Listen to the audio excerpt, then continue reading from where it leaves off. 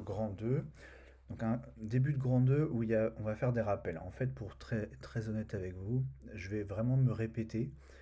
C'est-à-dire en regardant dans d'autres livres, j'ai trouvé une manière j'ai trouvé plus claire d'expliquer un certain nombre de choses. Et j'ai voulu vous le donner. Donc si vous avez compris le début du cours, là, ça va aller très vite, hein. Et si vous n'avez pas compris, j'espère que ce sera plus clair après ce rappel. Donc, on va revenir sur la notion de circuit monétaire, ou la manière dont circule la monnaie. Et en fait, ce sur quoi j'ai pas assez mis l'accent, c'est la notion dite de circuit monétaire. Donc, on va parler d'abord de ce qu'on appelle le circuit monétaire, et après, on parlera de ce que c'est que le circuit bancaire. Et en fait, je crois que voilà, à la fin, vous vous direz, ah, mais donc ça s'appelait le circuit monétaire.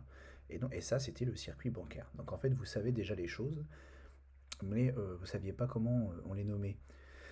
Alors, regardez ce très beau schéma, j'en suis très fier.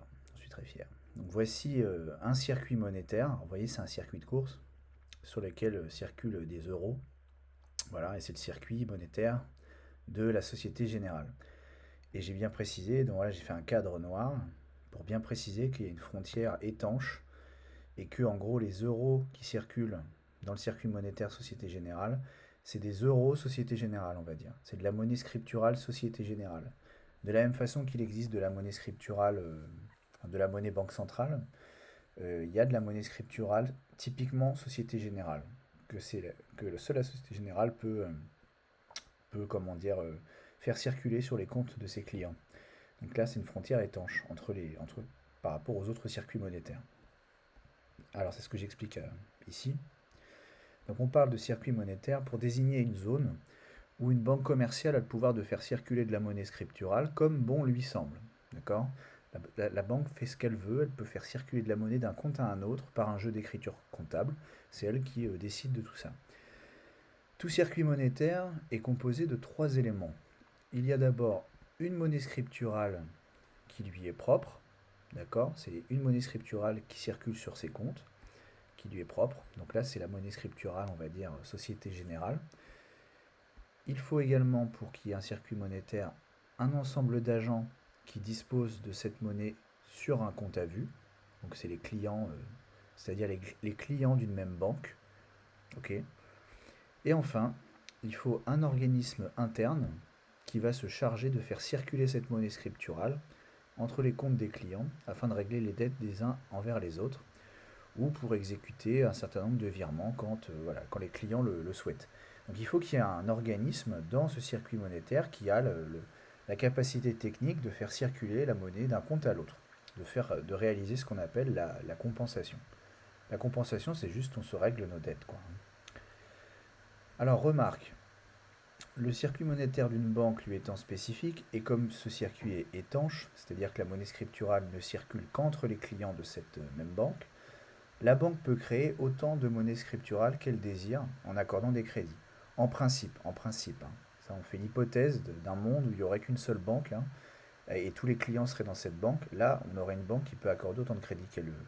On verra pourquoi ce n'est pas le cas dans la réalité, et en quoi ça constitue une contrainte pour une banque commerciale, d'avoir des concurrents en fait.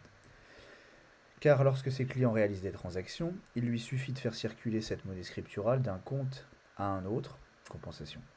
Nous verrons par la suite que les banques commerciales ne peuvent pas accorder autant de crédits qu'elles le souhaitent, ce qui leur permettrait pourtant de faire plus de bénéfices, hein, puisque plus on accorde de crédits, plus les gens remboursent et plus ils remboursent des intérêts, et les intérêts, c'est les bénéfices de la banque, en partie. C'est une partie de ses bénéfices. D'accord. Donc, en toute logique, la banque a tout intérêt à accorder plein de crédits, parce que ça lui fait des intérêts supplémentaires perçus, qui sont ses bénéfices. Car une partie de la monnaie, alors voilà, elle ne peut pas faire ça, car une partie de la monnaie créée s'échappe de son circuit monétaire vers d'autres banques concurrentes qui ont, et j'ai pas précisé, d'autres banques concurrentes qui ont leur propre circuit monétaire. D'accord. Alors un exemple de compensation entre deux clients d'une même banque, donc au sein d'un même circuit monétaire. Alors là, on va se répéter, hein, on l'a déjà fait un peu plus tôt. Bon, je l'ai remis ici, voilà, au cas où ce serait pas clair. Donc de situations où deux agents se doivent des sous et c'est leur banque qui va s'occuper de régler leurs dettes, de faire la compensation. Donc ça c'est voilà, c'est un peu répétitif. Si vous avez compris, vous pouvez passer, hein. Donc on imagine que Monsieur Solveig doit 1500 euros à la compagnie aérienne Air France pour son billet aller-retour entre Paris et Miami.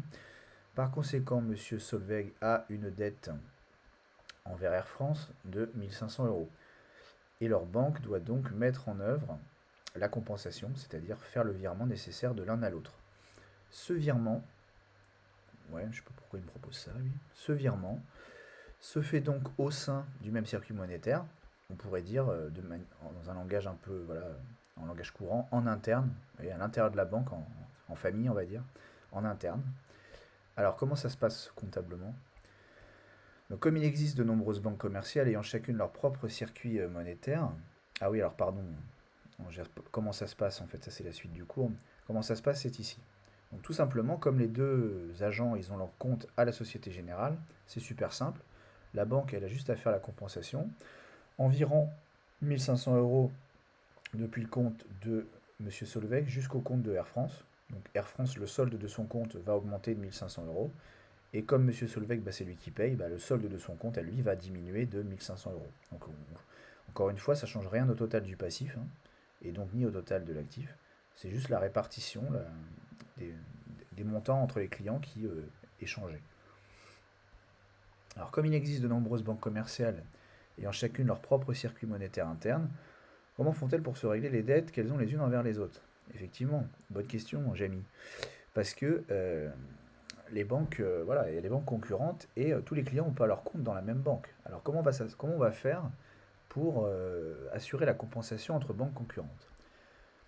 Pour cela, il faut trouver un moyen de relier les circuits monétaires de chaque banque. C'est le rôle que va jouer la Banque centrale. Celle-ci va relier les différents circuits monétaires pour en former un seul, le circuit bancaire. Ok? Alors attention, un très beau schéma réalisé par mes soins, j'ai mis du temps. C'est pour ça que je voulais me répéter parce que je l'ai trouvé tellement beau que, regardez, vous avez le circuit monétaire de la Société Générale qu'on a vu tout à l'heure, en plus petit. Il faut vous figurer donc tous les circuits monétaires spécifiques à chaque banque, hein, dans une économie donnée. Et il y a même ici le Trésor public. Le Trésor public a son propre circuit monétaire. Les collectivités territoriales, les administrations, elles ont des comptes, hein, auprès du Trésor public. Et dedans circule une monnaie scripturale typique du Trésor public. Alors le problème, c'est que en l'absence de banque centrale, ces circuits monétaires sont, on va dire, étanches. Ils ne peuvent pas communiquer les uns avec les autres. Ça veut dire que vous ne pourriez même pas faire un virement à un ami qui a un compte dans une autre banque, s'il n'y avait pas de circuit bancaire. Heureusement, les choses sont bien faites.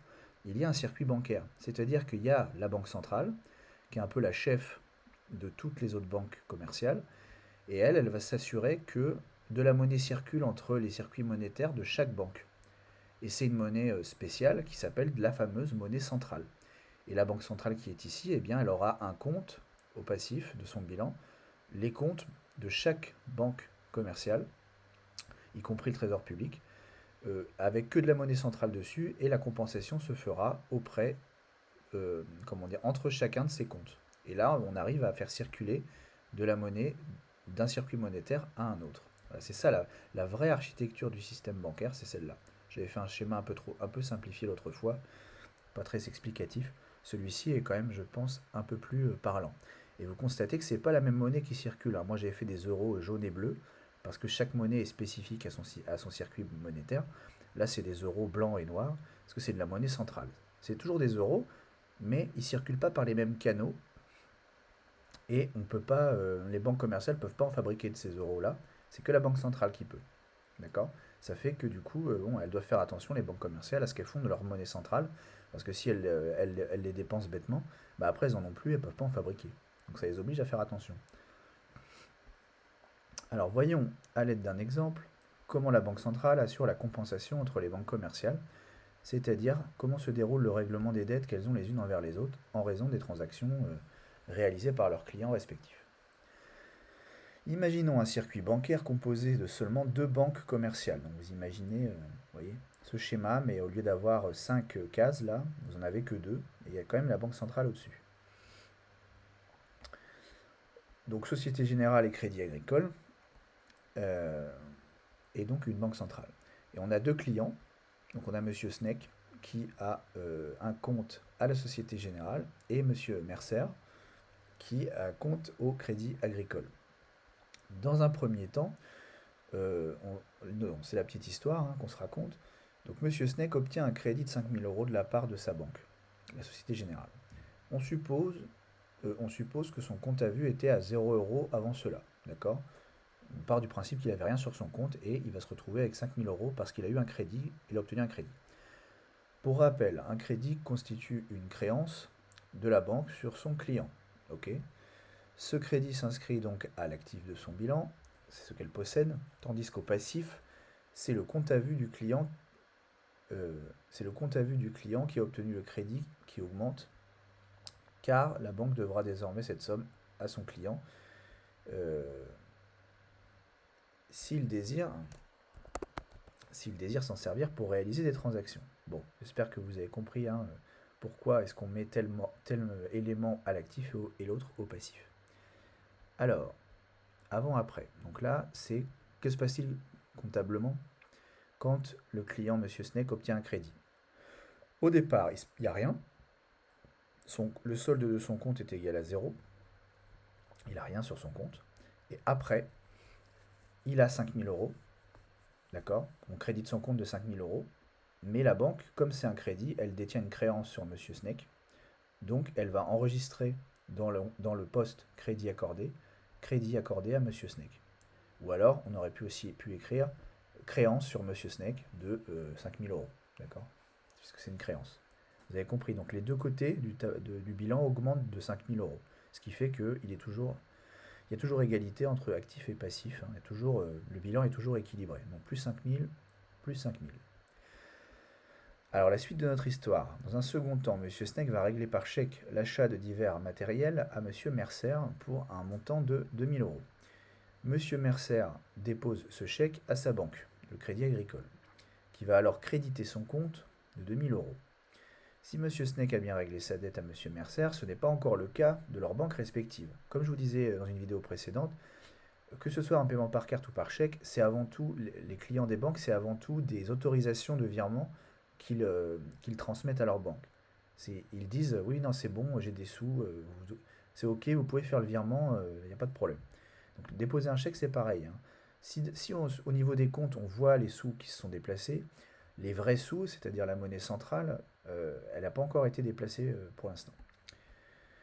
Donc pour l'instant, la Société Générale a toujours une dette de 2 000 € et de 2 000 € en monnaie centrale envers le Crédit Agricole. Ou, dit autrement, le Crédit Agricole détient une créance de 2 000 € sur la Société Générale. Cette créance va donc apparaître à l'actif du bilan du Crédit Agricole et venir équilibrer les 2 000 € venant d'être crédités sur le compte du client de M. Mercer. On obtient l'écriture comptable suivante. Donc là, avant, il n'y a rien. M. Mercer, on suppose aussi d'ailleurs qu'il a 0 € sur son compte au début. Et là, que se passe-t-il? Hop, il vient de déposer son chèque, le chèque de M. Snake. Donc, son compte augmente de 2 000 €. Mais la banque Société Générale n'a pas encore réglé sa dette à Crédit Agricole. C'est-à-dire que Société Générale n'a pas encore fait le virement en monnaie centrale sur leur compte à la Banque centrale pour faire la compensation. Donc en attendant que ce soit fait, la banque a une créance sur la Société Générale. Donc elle l'inscrit. C'est quelque chose qu'elle possède. Elle possède la créance sur la banque. Donc créance sur les autres banques, encore un nouveau poste, on enregistre. Créance sur la Société Générale, d'un montant de 2 000 €. Et là, le bilan est bien équilibré. Okay, donc ça, c'est tant que la banque Société Générale n'a pas réglé sa dette. Ça ne veut pas dire qu'elle ne va pas le faire, elle va le faire. C'est ce qui permet à la banque Crédit Agricole de noter dans son bilan qu'elle a une créance sur la Société Générale. Deuxième étape, alors ça, c'est que se passe-t-il au niveau de... Non. Donc ces deux éléments-là hein, ont lieu simultanément. Donc côté Crédit Agricole, on voit qu'elle a une créance sur Société Générale. Et côté Société Générale, on voit qu'elle a une dette envers le Crédit Agricole. Donc là, il y a moins 2000 sur le compte de Monsieur Snake. Et en même temps, plus 2000 de dette envers le Crédit Agricole. Tout ça tant qu'il n'y a pas eu de compensation. Encore une fois, le passif, là, vous remarquerez que le total ne change pas. Il y a moins 2000, mais il y a plus 2000. Donc en bas, là, c'est identique. Et ici aussi, du coup. Donc c'est équilibré. Maintenant, on va voir ce qui se passe au niveau quand il y a la compensation. Dans un dernier temps, la Société Générale va régler sa dette envers le Crédit Agricole. Dette qui, alors, je me répète beaucoup, hein, dette qui correspond au paiement de Monsieur Snake à Monsieur Mercer, donc. Mais pour régler cette dette, elle va utiliser de la monnaie centrale et passer par le circuit bancaire. Hein. Elle va sortir de son circuit monétaire personnel et va régler sa dette au sein du circuit bancaire. La Société Générale va faire un virement au Crédit Agricole en monnaie centrale d'un montant de 2000 euros et par l'intermédiaire des comptes qu'elles ont chacune auprès de la Banque centrale. Donc, voilà ce qui se passe. Donc avant, il y a la dette. Il y a toujours la dette qui est là. Donc Monsieur Snake, il y avait 5000 moins 2000, il y a 3000. Après, que se passe-t-il? La Société Générale va supprimer sa dette envers le Crédit Agricole parce que au sein des liquidités qu'elle a, de la monnaie centrale qu'elle a sur son compte à la Banque centrale, ça diminue de 2000. Les 2000 euros vont aller sur le compte du, du Crédit Agricole auprès de la Banque centrale et donc ça annule sa dette. Donc ça dégage et ça aussi. C'est pour ça que le bilan est toujours équilibré parce qu'on a ici moins 2000. Quand on supprime ça, ça veut dire que ça fait moins 2000. Et ici, on a moins 2000 aussi. Donc, le bilan est équilibré. Et du côté du Crédit Agricole, c'est le contraire. Le Crédit Agricole va recevoir les 2000 euros de monnaie centrale sur son compte à la Banque centrale en provenance du compte de la Société Générale, ce qui fait qu'il n'a plus de créance désormais sur la Société Générale. Donc sa créance qui était ici, eh bien je la barre, hein, ça veut dire on la supprime, elle est annulée, elle n'a plus de créance. Et encore une fois, le total est inchangé, parce qu'on a plus 2000, et ici on a moins 2000. Donc la créance est annulée. Et le bilan reste équilibré. Et pour finir, comment la compensation se matérialise sur le bilan de la Banque centrale? Bah là, on a toujours la liste des comptes des banques commerciales auprès de la Banque centrale. On a moins 2000 ici pour la Société Générale et plus 2000 pour le compte du Crédit Agricole. La compensation est donc réalisée. Elles n'ont plus de dette l'une envers les autres. Bon, vous lirez la remarque, hein, j'imagine que j'ai déjà dû dire quelque chose comme ça. Mais à partir de là, voilà, vous êtes au point sur la compensation bancaire et sur ces histoires de circuits bancaires. Voilà. Donc je coupe la vidéo.